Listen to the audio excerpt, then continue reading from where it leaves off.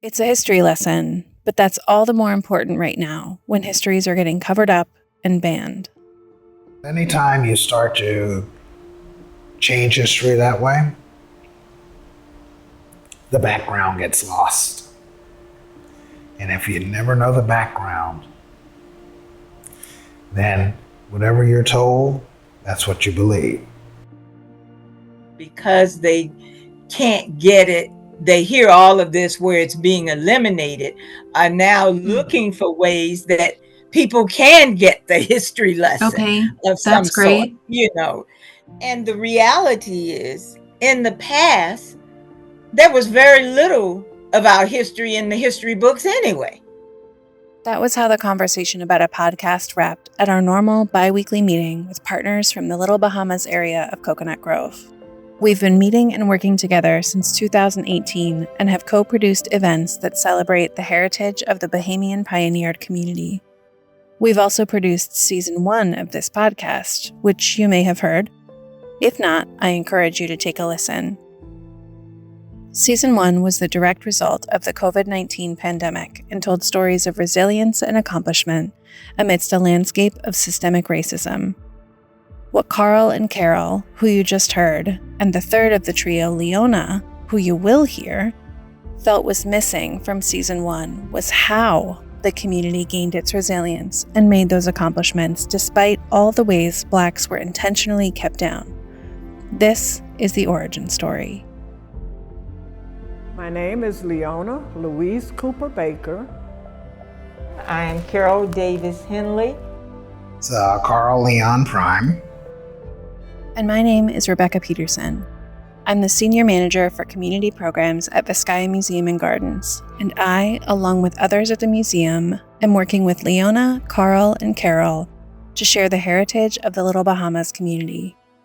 The partnership started because Vizcaya was built over 100 years ago in part by Black Bahamians, and we wanted to know more about them. The work continues because, as a community hub, it's important that Vizcaya showcases the vibrant cultures in the city, and because we call the Grove home. Before we jump into the history of the Grove, I'm going to share with you the background, why Bahamians came to the United States at all. It's a quick but important synopsis from Carol, who, you might recall, just said that background is critical to forming and understanding our own beliefs. You might know that the 13th Amendment to the United States Constitution was ratified by Congress in 1865.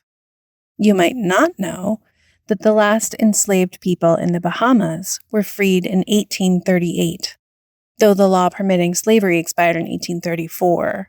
That's 30 years before the United States Emancipation Proclamation. Over the next many years, Black Bahamians worked to gain equity, wealth, and respect among their white counterparts. Bahamians are a proud people, but toward the end of the 1800s, their economy was in decline. Many people ventured by boat, mainly to Key West, the southernmost tip of Florida, in search of ways to earn a living.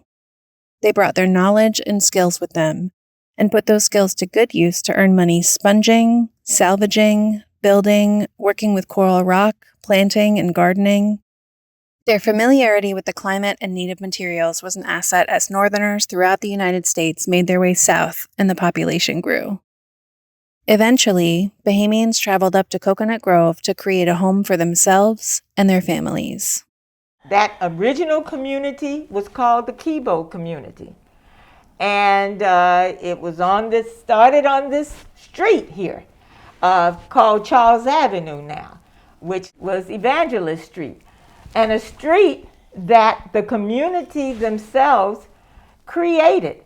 I think Thelma can tell you a little bit about how Charles Avenue, that street, became what it is. Evangelist Street was named because all three colored churches were founded on that street, is what I'm told.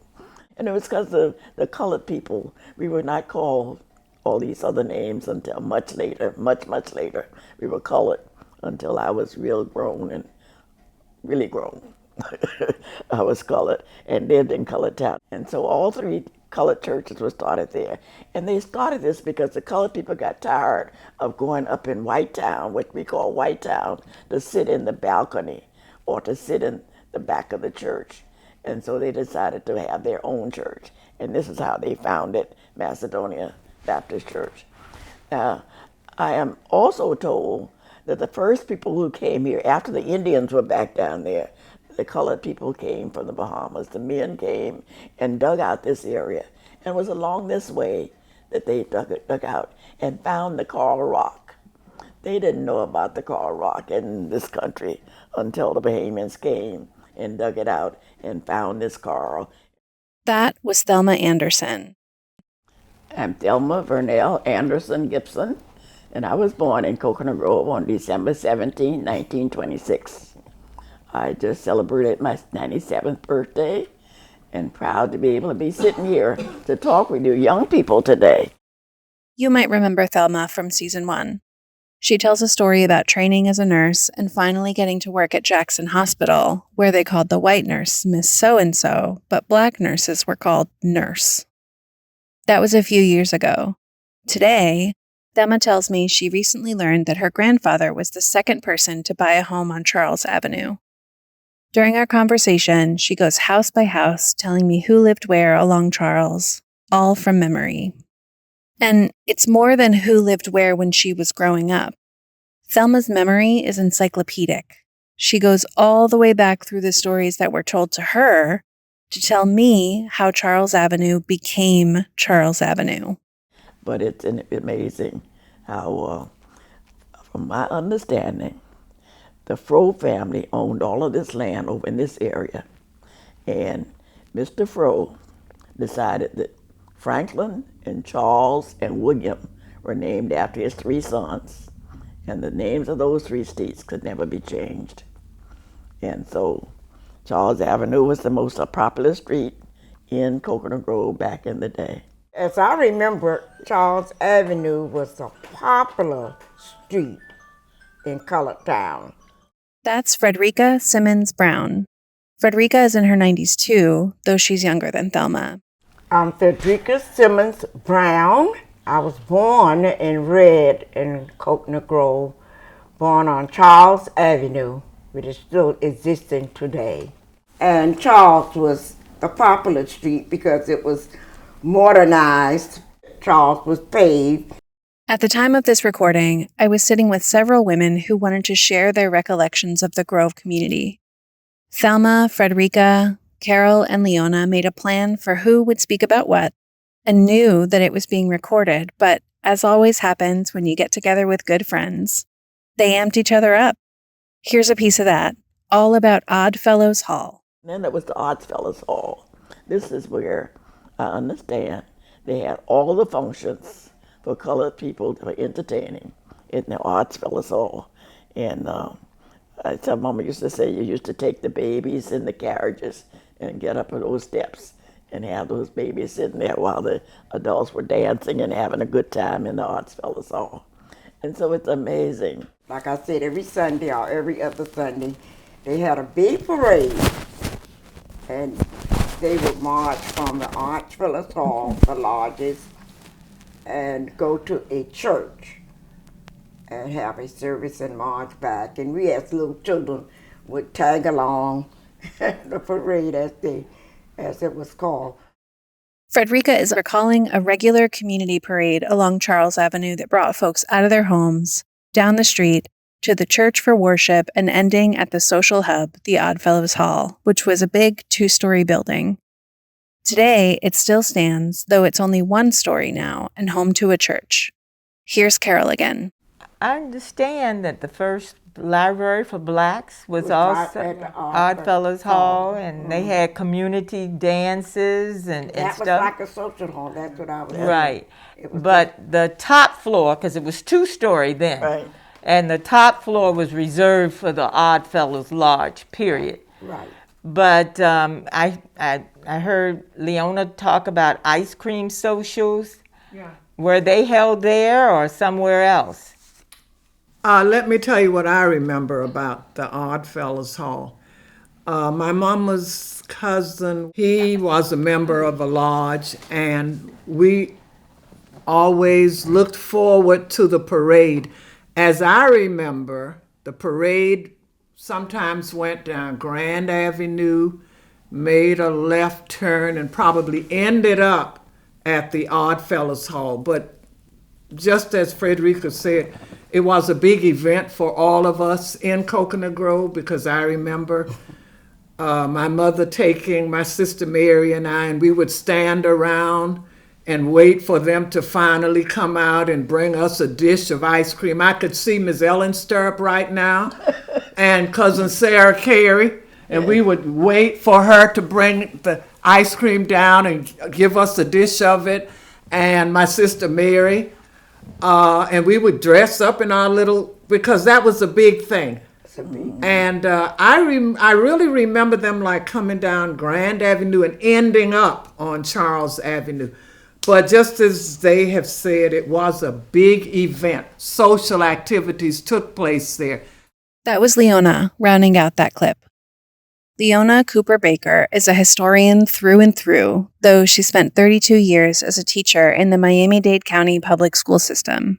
She told me once, years ago, that her mom, whom I've started referring to as Mama Cooper, used to say, quote, "We're cooking with gas now."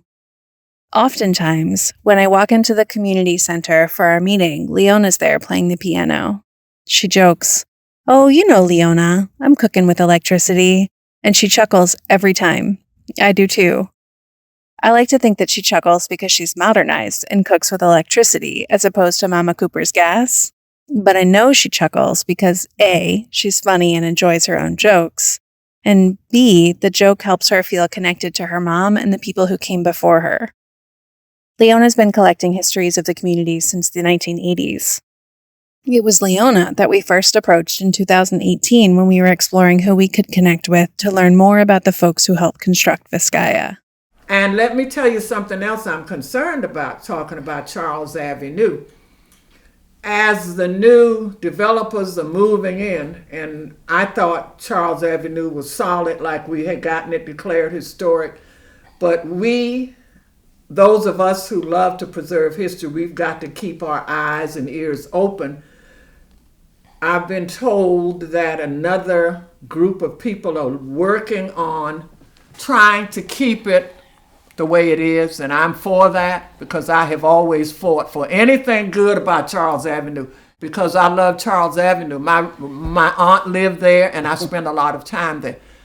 And they're talking about maybe changing. If you got to rebuild something, it should look like what it was before on Charles Avenue, because that's a very important street to me in my lifetime. Well, and Charles Avenue is supposed to be historic. Yeah. But to hear this is very upsetting. This topic comes up a lot. Change. It worries folks who have called the Grove home their entire lives. It's not the change, really. It's the loss. Loss of the characteristic Bahamian architecture that alludes to its pioneers. Loss of memory when folks leave or get pushed out. Loss of that tight-knit community that was so carefully constructed. Here's Carol and Leona. Where did the single men in the beginning live when they first came over and was trying to find work and maybe send money back to their families or eventually bring their families? Where did they live? I always heard that they rented from your granddaddy. There was a place in front of the house, maybe another 2-story house. I've heard stories about them renting and also what I want to mention too while we're talking about that, a lot of the houses that were finally owned by a lot of people who came here was due to the persistence or whatever that EWF Stirrup told them. And as a matter of fact, I'm doing another little project with some other people, and the girl told me that when her granddaddy came here from Georgia years ago, that's where they lived. They rented from EWF Stirrup, but he encouraged them, and we need to make sure that's noted, that he encouraged a lot of people to save your money a little bit at a time so you too, TOO, can own your own house and perhaps buy more. So that's very important that we say that about EWF Stirrup on Charles Avenue. It wasn't just EWF Stirrup who encouraged people. And it wasn't just at the formation of the community that saw folks lifting each other up. More than 100 years after its founding, Leona recalls being supported by two women in particular.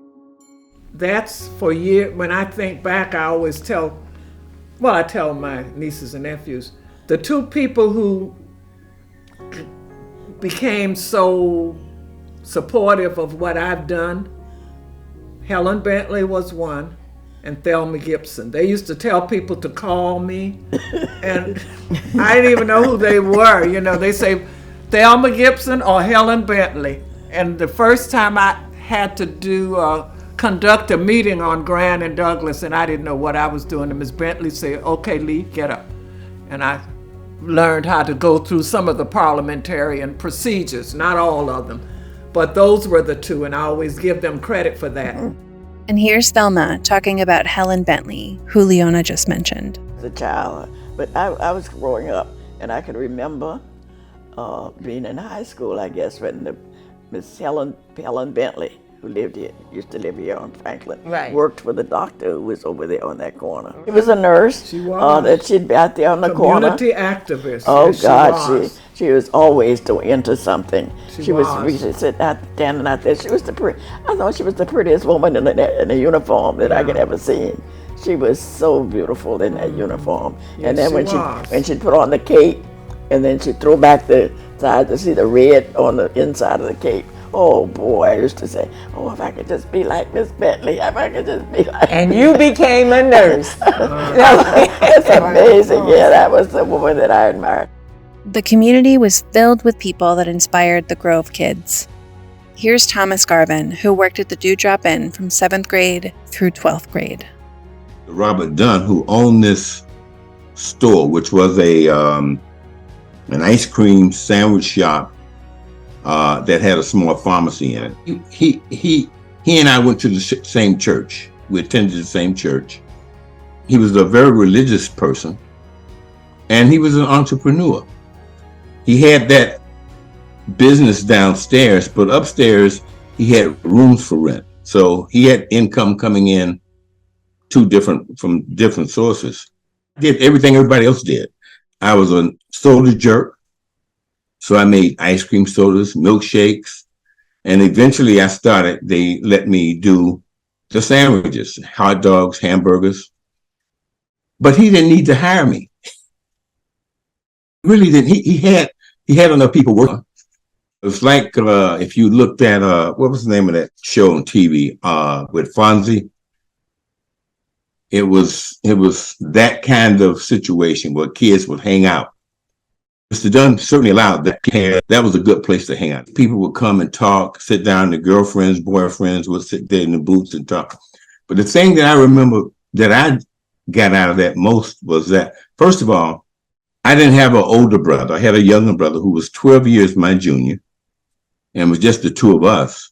And no one in my family had gone to college. So I relied on the kids from college to come in during Christmas vacation, during the summer, and they would hang out, man, and they had their school paraphernalia on and beanies and caps and sweatshirts and all that stuff. And I was just listening to them. And so that inspired me to want to go to college. Thomas did go to college, getting his bachelor's degree from Fisk University in Nashville before going on to medical school at Meharry Medical College. He is, officially, Dr. Thomas Garvin. Here's Frederica again. And just a warning, she's going to use a word that's potentially triggering here, but it's her recollection from a time of segregation and deep hatred for Blacks. Another person I can't forget that played an important role in my life, my social life, was Mr. Robert Dunn. He owned Dewdrop Inn. Oh, yeah. And every weekend, since they used to run black colored kids off the street, even though we had no street lights, well, we would gather and use, he opened up his store. to us socially, and you would see a bunch of Oh, yeah. group of colored down there. That was our social life. Uh-huh. Because That's true. Because the white policemen would come through. We would be here on the St. James, because they had a street light. These streets didn't have any street lights. We were in the dark. But anyway, they would come in and say, niggas, get off the street. Now, we're in our own neighborhood, Yeah. not hurting them, Yeah. not doing anything. Yeah. And they would run us off the street. So Mr. Robert Dunn played an important role by providing his, we called it the drugstore. And he did do my teenage group a favor by having us every Friday night. We would congregate. Leona, you remember that? No, I want to talk about it after you finish. And that's where we socialized. Because we were What I want to say about that is wherever my mom had gone to visit relatives all over Coconut Grove, cousin this one and that one, and Mary would be on one side and I'd be on the other, walking back home, and we would look in there, and Mary and I always say, I'll be glad when we get to be teenagers so we can go into drop-in, because Frederica, my brother, Nolly, Bentley, and all of them would be in there, Percy. but Mama wouldn't let us go. Frederica, I've told that story so many times, and I've never forgotten that, how they were talked to by the policemen. The Dewdrop Inn and Robert Dunn served as a drugstore, offered inspiration to the Thomas Garvins of the community, and provided a place for the community to be social and safe from harassment by police. But it was more than that. According to Carol, The businesses themselves also had positive impacts on the community. Yeah. the businesses provided goods to the community and jobs within the community, obviously. But critically, they also understood the needs of the community. Here's Leona talking about a pharmacist they called Boots, who was Robert Dunn's son. I used to get my mama's prescriptions filled, and he would wait for me to pay him at the end of the month, because during that time, teachers were only getting paid once a month. And I would pay him at the end of the month for my mama's prescription. That's a true story. And a lot of the blacks who had their own businesses, the Jacksons had a cleaners on the corner of Hibiscus and Grand, and they lived in the back and had the cleaners on one side and had a little shop on the front that John Knowles used to run. It's a little candy store or something, cookies and candies and stuff on that corner. And Bob you mentioned the Jacksons had a cleaners, and Mr. Jackson was also a tailor. He was also a bookkeeper. Yeah, well, he did a lot. He was. I'm glad add on to that. But I know he had the cleaners, as I said. Then there was a beauty shop, and then the Knights service station was on the corner of Blazer and Grand. Later on, the homemaker teacher, Miss McLeod, they became Davis, and she built a house there. But before she built that house, next to it was a little bar run by John Knowles, and then turned into a restaurant. And then the fish market, and then next to that was the cash house. And the cash had a 2-story building. And they lived upstairs and had a grocery store downstairs and one side the pool room. And behind them, they had a house that they had for rent. But then on the corner was the beauty shop.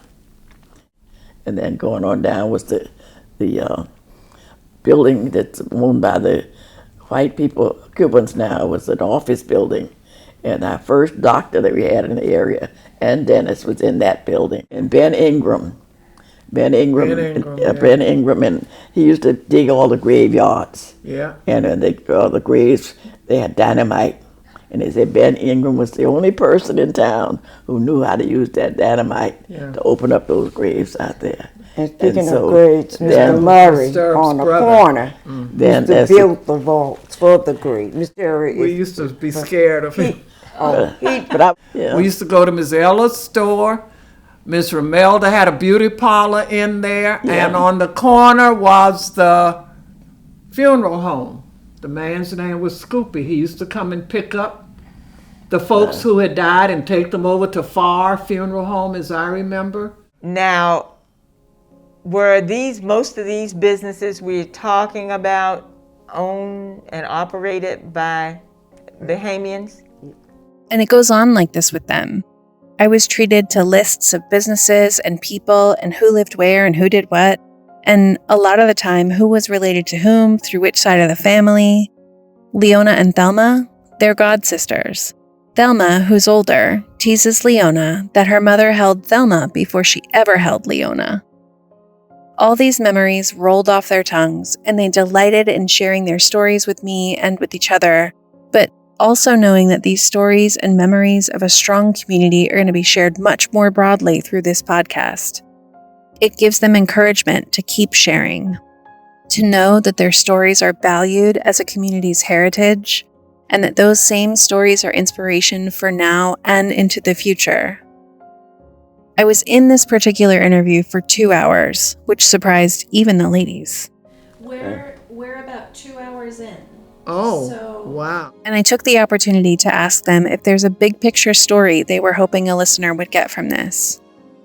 What do you want them to know about early Coconut Grove? I asked. Here's what Carol said. I think Thelma said it earlier. Here you had a group of, especially the Bahamians, they basically came here with nothing and built a whole community that thrived and lasted till today. And produced many, many, many successful people and accomplished many different things. And they say this a lot with other people, other groups of people, how they came with nothing and so forth. But sometimes, a lot of times people come with nothing, and there is some help once you get there. Mm-hmm. Mm-hmm. But this was mainly them helping each other, to get a future. But in time, there are cases where other people helped, and so forth. More on that next time when we explore the community's activism. It started with pioneers as they created a life for themselves and their community, and it continues today, more than 100 years later. The rich and forgotten history of Black Coconut Grove was created by Leona Louise Cooper Baker, Carol Davis Henley, Carl Leon Prime, and I'm your host, Rebecca Peterson, Senior Manager for Community Programs at Vizcaya Museum and Gardens.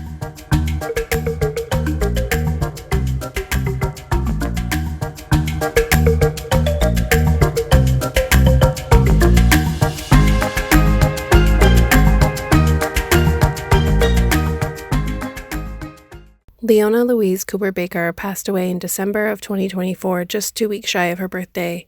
We hope that as you listen to this podcast, you are reminded the importance of listening to and sharing stories. Preserving our heritage is one of the most important things that Leona ever did, and she spent the majority of her life dedicated to this work.